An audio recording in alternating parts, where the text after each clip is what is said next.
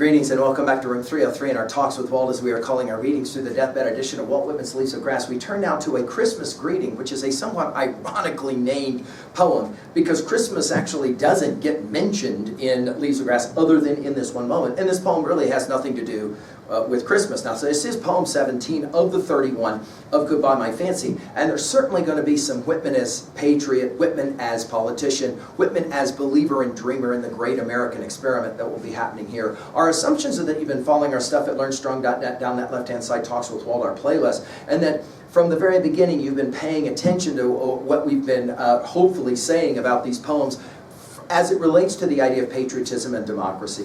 There was a set of introductory comments to Fancy, this second annex, as we've called it, that I'm hopeful that you will have paid attention to as well. Now, our Nortons will give us some background information here, and we do have a Whitman himself providing us with a little comment or note right underneath Christmas greeting from a Northern star group to a Southern, and then he'll give the years 1888 to 90. Now, our Nortons will tell us that this was actually one of the poems sold by Whitman to S.S. McClure for $11, according to a journal entry of December the 4th, 1889, but there's no record of the publication. Now, in the 8th line, we're going to get the cross and the crown mentioning, and what will be commented on here by Nortons is these are two brilliant constellations in the southern hemisphere, but Whitman's figure strongly recalls the historic failures of cross and crown in national destinies, no question. Again, a Christmas greeting, but not really necessarily Christmas. It's just the time, the winter time. And then he'll begin with welcome, which takes us back to starting from Palmanac 4. Welcome, Brazilian brother. Go back to Salute Amon 4, parts 4 and 7 to hear about the Brazilian mention. That's the only other time in Leaves of Grass. Welcome, Brazilian brother. Thy ample place is ready.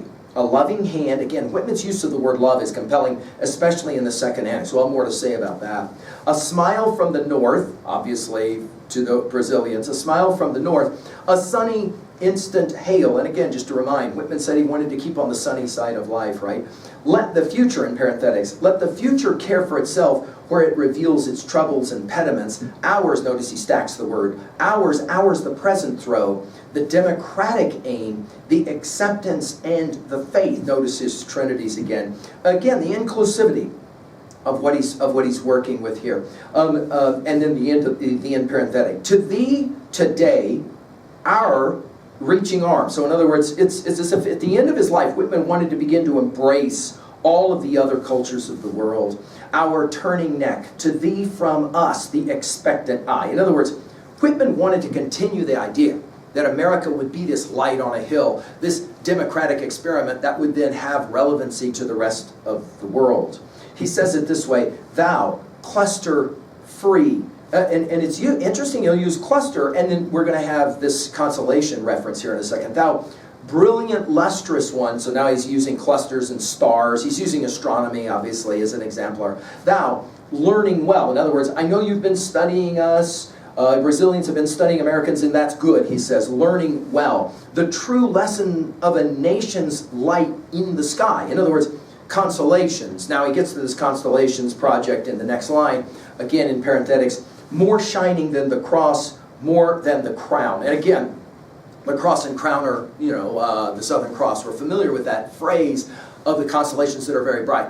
I think Whitman is playing a very interesting game here. He is, at the same time, not only talking about constellations, he's talking about the cross and the crown. That is to say, the ways in which religion and politics have at times been useful and beneficial, but at other times have been detrimental to especially democracies. And then the end parenthetic, and then he finishes with the height to be superb humanity. In other words, the height, the constellational notion of the North Star, superb humanity. Well, I think at 2A, the point here is that we're saying Whitman always dreamed of global democracy, and he was always hopeful that America would be that exemplar of democracy to the rest of the world. Notice at 2b, while this is a Christmas greeting, it really isn't, it doesn't have anything to do with Christmas at all. And it is fascinating that Whitman never mentions Christmas in Leaves of Grass. I'll just leave that to you, a bit of irony.